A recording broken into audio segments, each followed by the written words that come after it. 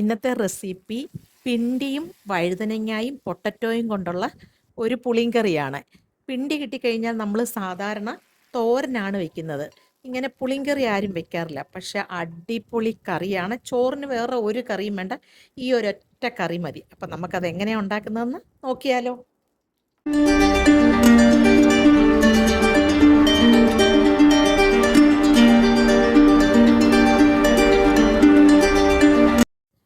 പിണ്ടി കൊണ്ട് പുളിങ്കറി ഞങ്ങളുടെ നാട്ടിൽ വെക്കാറില്ല. ഇവിടെ എൻ്റെ വീടിനടുത്തുള്ളൊരു ചേച്ചിയാണ് പറഞ്ഞു തന്നത്. അതേപോലെ അവിടെ നിന്ന് ഞാൻ കഴിക്കുകയും ചെയ്തു. എന്തൊരു ടേസ്റ്റായിരുന്നറിയാവോ. അപ്പോൾ ഈ പിണ്ടിയുടെ കൂടെ ഈ വഴുതനങ്ങയും വേണം, ഉരുളക്കിഴങ്ങും വേണം. നല്ല ടേസ്റ്റാണ്. വഴുതനങ്ങയാണെങ്കിൽ കുറച്ച് വലിയ പീസായിട്ട് കട്ട് ചെയ്യണം. പിണ്ടിക്കും പൊട്ടറ്റോയ്ക്കും ആണല്ലോ കുറച്ച് നേരം കൂടെ കുക്ക് ചെയ്യേണ്ട ആവശ്യമുണ്ട്. അതുകൊണ്ട് വഴുതനങ്ങ കുറച്ച് നന്നായി വലിയ പീസായിട്ട് കട്ട് ചെയ്യണം. ഇതേപോലെ പിണ്ടി കട്ട് ചെയ്തിട്ട് ഇതേപോലെ നൂലെടുക്കണം. നൂല് കംപ്ലീറ്റ് നമുക്കെടുക്കാം. എന്നിട്ട് പിണ്ടി ഇതേപോലെ ചെറിയ പീസായിട്ട് കട്ട് ചെയ്യണം.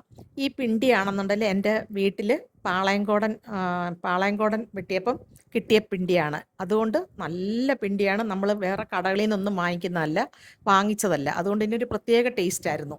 അപ്പോൾ ഇതെല്ലാം കട്ട് ചെയ്ത് നന്നായി വാഷ് ചെയ്തതിന് ശേഷം നമുക്ക് ഒരു ചട്ടിയിൽ കുക്ക് ചെയ്യണം. ആദ്യം പിണ്ടിയും പൊട്ടറ്റോയും അതിൻ്റെ കൂടെ തന്നെ വഴുതനങ്ങായി ഇട്ട് കൊടുക്കണം. വഴുതനങ്ങ കുറച്ച് വലിയ പീസായിട്ടാണ് കട്ട് ചെയ്തത്. അതിൻ്റെ കൂടെ തന്നെ ചെറിയ ഉള്ളി, സവാള ഇടല്ലേ, ചെറിയ ഉള്ളി തന്നെ ഇടണം. പച്ചമുളക് ആവശ്യത്തിന് എരിക്കനുസരിച്ച് വേണം ഇടാൻ. അതിൻ്റെ കൂടെ തന്നെ നമ്മൾ മുളക് പൊടി, മഞ്ഞപ്പൊടി, മല്ലിപ്പൊടി, അതിൻ്റെ കൂടെ കട്ടക്കായ ഇടണം. അതാണ് ഈ കറിയുടെ ടേസ്റ്റ് തന്നെ. കായപ്പൊടി ഇട്ടാൽ മതി, പക്ഷെ ഞാനിവിടെ കട്ടക്കായാണ് യൂസ് ചെയ്തേക്കുന്നത്. ആവശ്യത്തിനുള്ള ഉപ്പും കൂടി ഒഴിച്ചു കൊടുത്ത് വെള്ളവും ഒഴിച്ചു കൊടുത്തതിന് ശേഷം നന്നായിട്ട് മിക്സ് ചെയ്തിട്ട് കുക്ക് ചെയ്യാൻ വെക്കണം. ഇത് പെട്ടെന്ന് കുക്കായി കിട്ടും. എന്താന്ന് പറഞ്ഞു കഴിഞ്ഞാൽ നമ്മളുടെ വീട്ടിലെ പിണ്ടി ആയതുകൊണ്ട് നന്നായിട്ട് നല്ല സോഫ്റ്റ് ആയിരുന്നു. ഇതിപ്പോൾ ഇവിടെ വെന്തിട്ടുണ്ട്. അതിന് ശേഷം പുളി ഒഴിച്ചു കൊടുക്കണം. തക്കാളി ഇടുന്നില്ല, പുളി തന്നെ ഒഴിച്ചു കൊടുക്കണം. ഈ കറി വയ്ക്കുമ്പം ഇതേപോലൊക്കെ ചെയ്താലേ ഇതിൻ്റെ ടേസ്റ്റ് ഇങ്ങനെ കിട്ടത്തുള്ളൂ. ലാസ്റ്റ് എന്നിട്ട് നമുക്ക് കടുക് പൊട്ടിക്കണം. കുറച്ച് ചെറിയ ഉള്ളിയും കൂടെ കടുക് പൊട്ടിക്കുമ്പോൾ ഇടണം. കടുക്, ചെറിയ ജീരകം, ഉലുവയുടെ പൊടിയും കൂടെ ലാസ്റ്റ് ഇടാം. ഞാനിവിടെ ഉലുവ ആണ് ഇട്ടേക്കുന്നത്. ഉലുവയുടെ പൊടി ഇടുമ്പോൾ ഒന്നുകൂടെ ടേസ്റ്റാണ്. എന്നിട്ട് ഇതെല്ലാം കൂടെ മൂക്കുമ്പോൾ ആവശ്യത്തിനുള്ള കറിവേപ്പില ഇട്ട് കൊടുത്തിട്ട് നമുക്ക് ഈ കറിക്കകത്ത് ഒഴിച്ചു കൊടുക്കണം. അടിപൊളി ടേസ്റ്റ് എന്ന് പറഞ്ഞു കഴിഞ്ഞാൽ അടിപൊളി ടേസ്റ്റാണ്.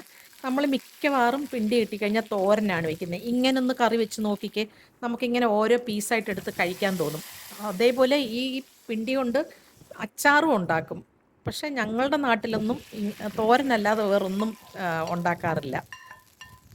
അപ്പോൾ എല്ലാവരും ഇതേപോലെ ഒന്ന് ട്രൈ ചെയ്ത് നോക്കണം. പിണ്ടിയുടെ ഗുണങ്ങൾ എല്ലാവർക്കും അറിയായിരിക്കുമല്ലോ.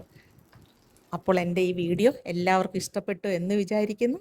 അടുത്ത നല്ലൊരു വീഡിയോ ആയിട്ട് വരുന്നത് വരെ ബൈ ബൈ.